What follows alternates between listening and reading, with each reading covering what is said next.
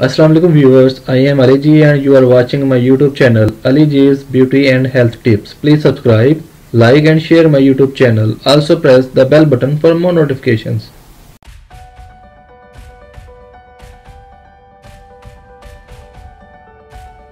अस्सलाम वालेकुम व्यूवर्स, उम्मीद है आप खैरियत से होंगे।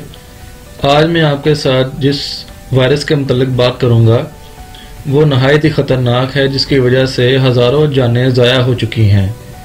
इससे मुराद एक ऐसा वायरस है जो ज़ुकाम पैदा कर सकता है। ये वायरस सांस की नाली पर हमला करता है। कोरोना वायरस आम तौर पर परिंदों, जानवरों समेत इंसानों के सांस के रास्तों को मुतासर करते हैं। पिछले 70 सालों में साइंसदानों ने तहकीक से पता लगाया है कि कोरोना वायरस चूहों, कुत्तों, बिल्लियों, घोड़ों और मवेशियों को मुतासर कर सकते हैं। बाज़ औक़ात ये जानवर इंसानों में वायरस फैलाने का सबब पैदा करते हैं। अभी हाल ही में चीन में माहिरीन ने कोरोना वायरस की निशानदेही की है, जो अब दूसरे ममालिक तक पहुँच चुका है, जिसमें पाकिस्तान, अफ़गानिस्तान, ईरान, इंडिया और दूसरे यूरोपीय ममालिक शामिल हैं। इसको कोरोना वायरस 2019 का नाम दिया गया है। इंसानों में कोरोना वायरस के इन्फेक्शन ज़्यादातर सर्दी के महीनों और बहार के शुरू में होते हैं। लोग एक कोरोना वायरस की वजह से सर्दी से बाकायदगी से बीमार हो जाते हैं और लगभग 4 माह बाद भी इसी बीमारी का सबब बनते हैं। इसकी वजह यह है कि कोरोना वायरस एंटीबॉडीज़ ज़्यादा वक्त तक नहीं रहती। इसके अलावा कोरोना वायरस के एक दबाव के लिए एंटीबॉडीज़ दूसरे के खिलाफ गैर मौसर हो सकती हैं। नज़ला या फ्लू जैसी अलामात आम तौर पर एक कोरोना वायरस के इन्फेक्शन के 2 से 4 दिन तक रहती हैं। आम तौर पर ये हल्के होते हैं, ताहम अलामात हर शख्स की मुख्तलिफ हो सकती हैं और वायरस की कुछ शक्लें मुख्तलिफ हो सकती हैं।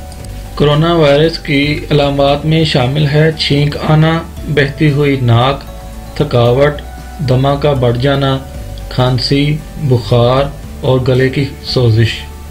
नाज़रीन, कोरोना वायरस का कोई इलाज नहीं है, लिहाजा इलाज में खुद की देखभाल और ज़्यादा से ज़्यादा एंटीऑक्सीडेंट दवाइयाँ शामिल हैं। इसके अलावा आराम करना और क़याम की ज़्यादती से परहेज़ करना, ज़्यादा से ज़्यादा पानी पीना, तंबाकू नोशी और इसके धुएं से गुरेज करना, दर्द या बुखार के लिए डॉक्टर की हिदायत के मुताबिक दवाई लेना शामिल है। डॉक्टर सांस की रतूबत यानी बलगम या खून के नमूने लेकर इस वायरस के ज़िम्मेदार वायरस और मुतल्लिका शख्स की तशख़ीस कर सकते हैं। नाज़रीन, महदूद तहकीक से पता चला है कि ये वायरस सांस के निज़ाम में माया जैसे मायात के ज़रिए फैलता है। नाज़रीन, कोरोना वायरस एक शख्स से दूसरे शख्स में मुंतकिल होने की चंद वजूहात हो सकती हैं, जो कि मुलाहिज़ा फरमाएं। मुंह को ढांपे बगैर खांसी और छींकने से वायरस की बूंदों को हवा में मुंतशिर किया जा सकता है। इसके मरीज को हाथ लगाने से भी वायरस मुंतकिल हो सकता है। किसी ऐसी सतह या जगह को हाथ लगाना जहां वायरस हो, फिर आंख, नाक, मुंह को हाथ लगाने से भी मुंतकिल हो सकता है। कुछ जानवरों को छूने से भी कोरोना वायरस मुंतकिल हो सकता है। कौमी अदारा सेहत की तरफ से तजवीज़ किया गया है कि लोगों में दर्ज झैल ग्रुप्स के लोगों में कोरोना वायरस का ख़तरा सबसे ज़्यादा होता है, जिनमें छोटे बच्चे, 65 साल या इससे ज़्यादा उम्र के अफराद और हामला ख़वातीन शामिल हैं। इसकी मुंतकिली की रोकथाम के लिए लोगों को घरों से गैर ज़रूरी नहीं निकलना चाहिए। इन्हें दूसरे लोगों से करीबी राब्ते से भी गुरेज करना चाहिए।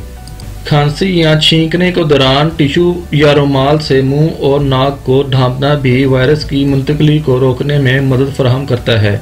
इस्तेमाल के दौरान किसी भी रुमाल या टिशू को ठिकाने लगाना और घर के चारों तरफ हिफ़्ज़ान सेहत बरकरार रखना बहुत ज़रूरी है। अगर आप अच्छा महसूस कर रहे हैं और वायरस की अलामात ज़ाहिर नहीं हो रही तो चेहरे के मास्क का इस्तेमाल ना करें। इस बात का कोई सबूत नहीं है कि अगर आप बीमार नहीं हैं तो मास्क पहनने से कोई फ़ायदा होता है। अगर आपको कोरोना वायरस है या किसी ऐसे शख्स के साथ करीबी राब्ते में हैं या सेहत के कारकुन हैं जिससे वायरस होने का इम्कान है, तो आप मास्क लाजमी पहनें। नाज़रीन, अल्लाह और इसके रसूल सल्लल्लाहु अलैहि वसल्लम की तालीमात पर अमल से ही इस मर्ज से बचा जा सकता है। शरई नमाज 5 वक्त अदायगी लाजम है।